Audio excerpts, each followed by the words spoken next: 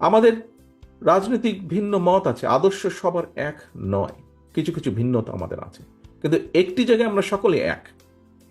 বাংলাদেশ, বাংলাদেশের মানুষ, গণতন্ত্র, এখানে কিন্তু কোনো বিভেদ নেই। বেসিক বিষয়টিতে আমরা সকলে একত্রিত।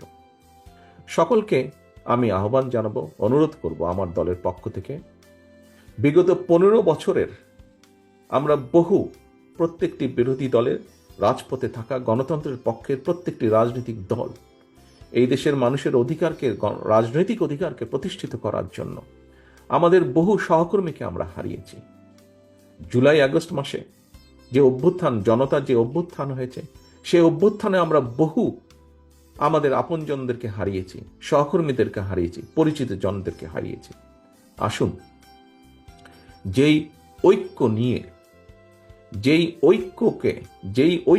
নিয়ে আমরা স্বৈরাচারকে বিদায় করেছিলাম, সেই ঐক্যকে আমরা ধরে রাখি।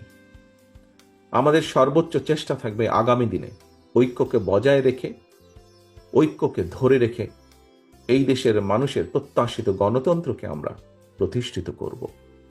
এই দেশের মানুষের প্রত্যাশিত সংস্কার প্রক্রিয়াকে আমরা সকলে মিলে আলোচনার মাধ্যমে সকলে মিলে বাস্তবায়ন করব। এটিই হোক আজকের এই দোয়া মাহফিলের আমাদের শপথ, আমাদের প্রত্যাশা।